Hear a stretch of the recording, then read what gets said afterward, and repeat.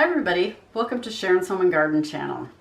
I was perusing through my big book of home preserving catalog because I wanted to make some dilly beans because I just got a big picking of green beans, and I came across this recipe for a cucumber relish, and I have quite a few cucumbers. So I thought that I would make up a batch of these. Now this particular batch makes 12 8-ounce jars or 6-pint jars. And the recipe I'm using is on page 218 in this particular book. One of the things I did over the winter was I watched a lot of canning videos because I knew that this year I wanted to get back into canning. And I haven't done canning in a really long time. So I'm really happy to get back into it. I think that it's an art form that is coming back, which I'm really happy to see. And that the younger generation, like 20 years younger than me, is starting to really take an interest in. So I'm really happy about that. So there are a couple YouTube channels that I watch that are very good teachers. One is called Living Traditions Homestead.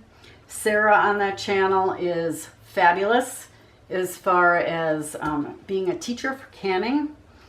And another one is Unemployed Redneck Hillbilly. He does very thorough videos, and he was actually the one that got me to buy this book because a lot of what he does is pulled right out of this book. A lot of the recipes that he uses is pulled right out of this book, and it made me see things differently. Like if he has a big crop of zucchini, he did a zucchini relish, and he really makes me look at my garden and look at my harvest differently so that I can then can and preserve this wonderful goodness that you get in the middle of summer. And this will make great gifts. I know it will make great gifts. So Christmas shopping in July. So let's get going, and we are going to make some cucumber relish.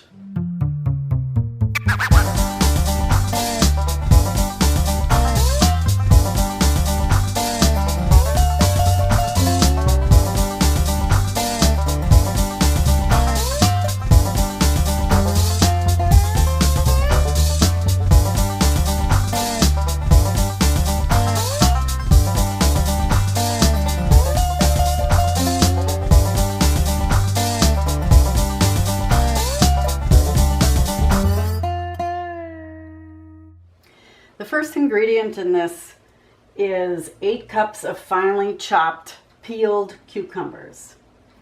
So I'm using these Japanese long cucumbers that I have, and I don't know how many I'll need to get 8 cups.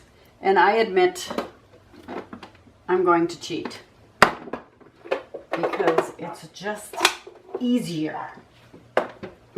So I've got a cutting board here. I've got a big bowl to put all the peels and the seeds. Some of these are these bigger Japanese long cucumbers. I've seeded, and so I can just chop them up. And I am going to use my chopper. This little corner.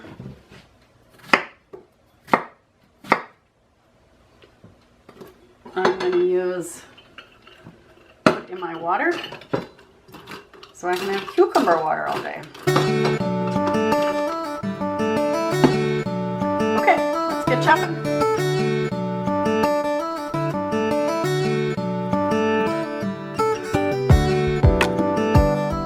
That is 8 cups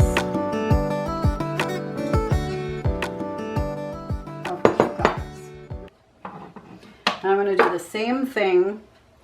I need 4 cups of bell peppers, green, and 4 cups of red bell peppers, 2 cups of celery, and 1 cup of onion. So I'm going to do all that, and I think I need a bigger bowl. I definitely need a bigger bowl. So I pulled out this. It's an old antique bowl that I got a few years back. And I use it to make raviolis and just anything you need to make big batches of. And I think it's going to really come in handy for like these big batch canning things. So in case you're wondering, 4 cups of bell peppers is like 3 big ones. I guessed it was going to be 3 and I was right. So now I have to do the celery and the onions before we take the next step. So I have everything in this big bowl. And I want to, I'm going to stir it up.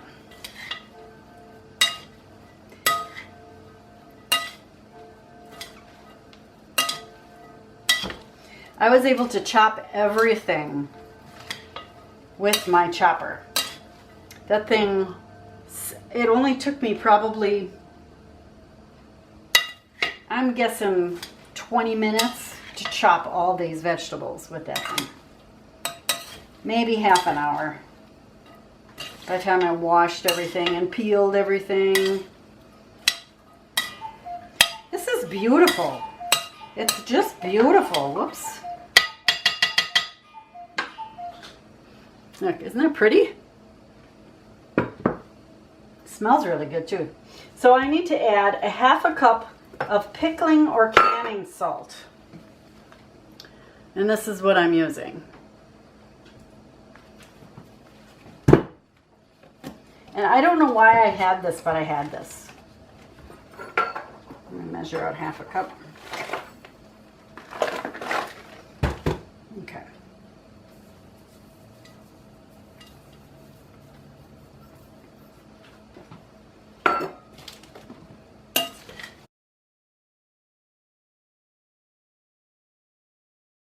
Now you let this sit here for 4 hours. I just heard the clock strike 12, so I will see you back here at 4 o'clock. I wanted to show you that I just put a tea towel over the top of this. It's supposed to stay at room temperature between 70 and 75. They called that a cool place. Cool place. So this can just sit here for 4 hours. The next step in the process is to drain this. I don't know if you can see, there's quite a bit of water that's in there.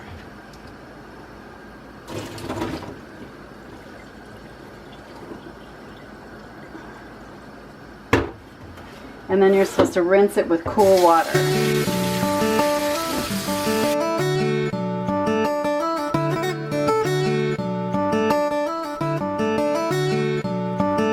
We're going to let this drain thoroughly.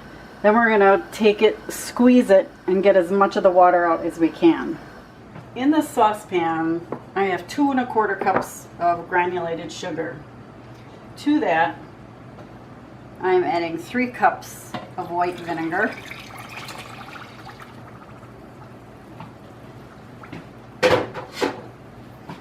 Three tablespoons of mustard seed and 3 tablespoons of celery seed.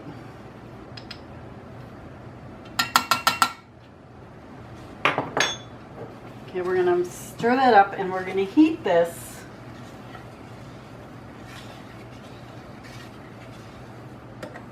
to a boil.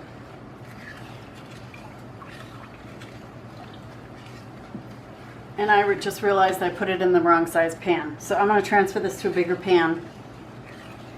And then we're going to bring it to a boil. So I've squeezed out all the water. And now I have added it. I brought this liquid to a boil and then I added the vegetables into the liquid. Now these are to come back to a boil and boil for 10 minutes. Okay, we are ready to go to can. So here are the lids, and I've heated them up just before a boil. I've got my funnel, my headspace tester, this little magnet to get the lids out. I've got my rings, and my jars are in the water. So I'm going to grab my first jar. Okay. So I decided to use these 8-ounce jars.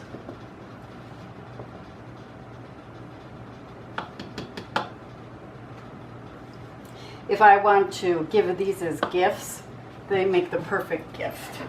So we want 1/2 inch headspace.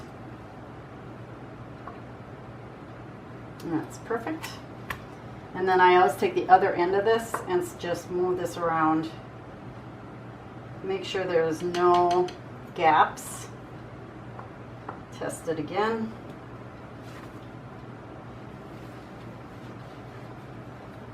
Wipe this off.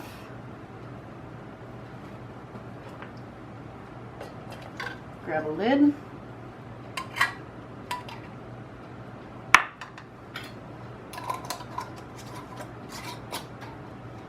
And you just do it fingertip tight. And we're going to put that one in the water and grab the next one. So I've got my jars in the canner, and I have an inch of water over the top of them. We're going to bring this to a boil, and then we're going to process it for 10 minutes. Once it's done processing, we'll turn the heat off, take the lid off, and let it sit for 5 minutes.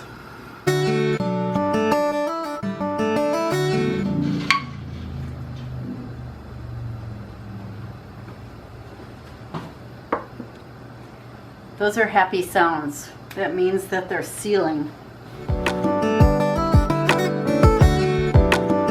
So there you go. There's a very simple lesson in canning. At least you get the general idea of what all goes into it.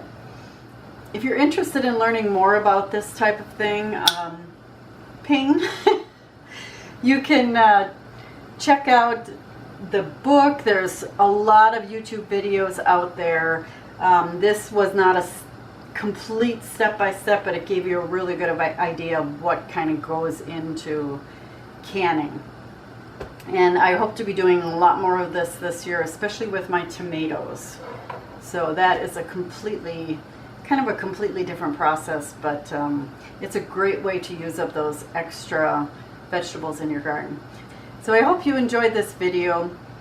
And if you like what you saw here, please click on the subscribe button below. And until next time, we'll see you back here in the garden. Happy gardening, everybody. Bye-bye.